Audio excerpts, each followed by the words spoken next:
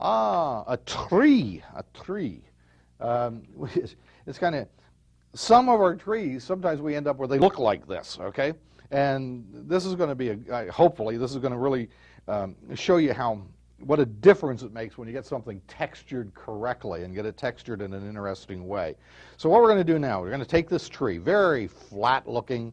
It does absolutely nothing for me, okay? Well, let's take this tree, and the first thing I'm going to do, get my brush out of here, and I'm going to clean it. And clean my brush real good. Okay, and I'll use this, like so. Okay, these are great brushes, by the way. These are the, I'm using this is a Robert Simmons Sapphire brush. Great brush, I love it. I use different kinds of brushes. This is a nice one.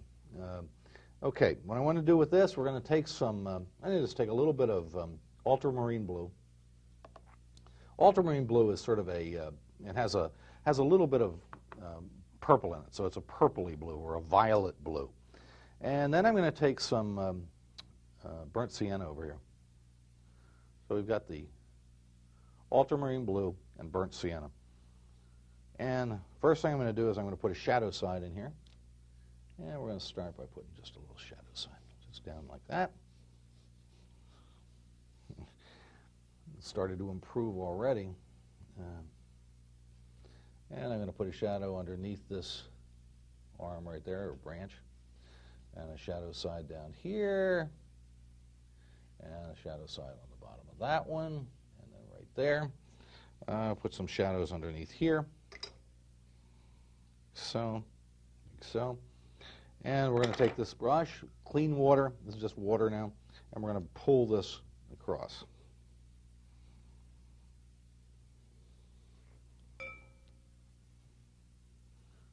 Sienna. Okay. I'm sorry, I shouldn't have wanted to clean. Let me keep this brush clean. I'll use this one to pull it. That's clean water, and I'm going to pull this across like so. That one right there. These branches like so. I'll put a little bit of color right there underneath. That would be the shadow side, and we'll pull that as well. Okay, so wouldn't have a shadow right there.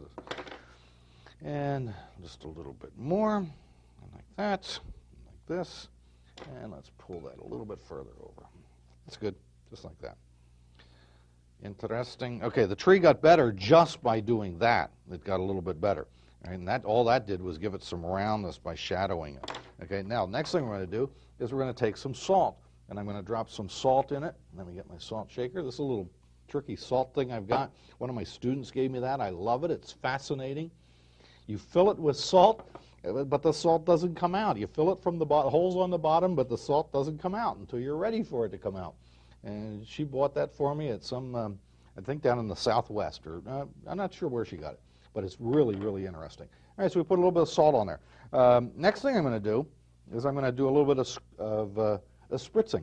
Okay, I'm just going to spritz this thing a little. Whoop, like that, spritz. Spritzing on trees is especially nice because it makes it look all the funguses and all that stuff, okay? Really, really cool.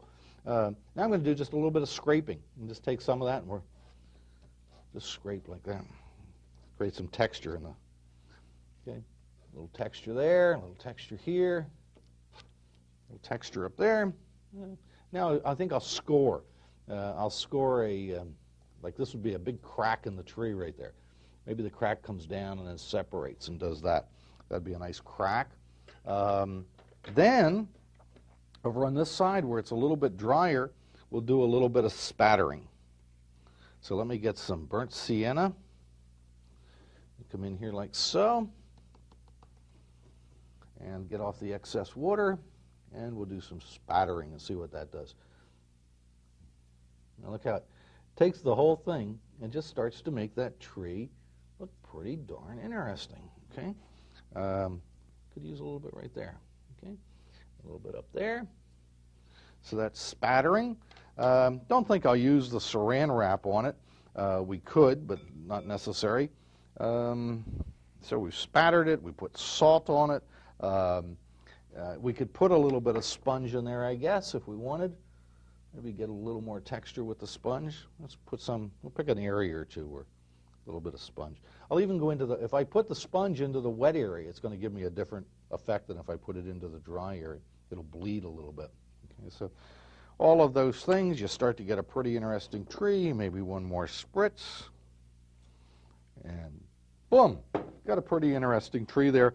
Did it all by using the different versions of the texturing, okay? Let me clean my hands. Got paint all over me. Just clean my hands real quick, get a towel.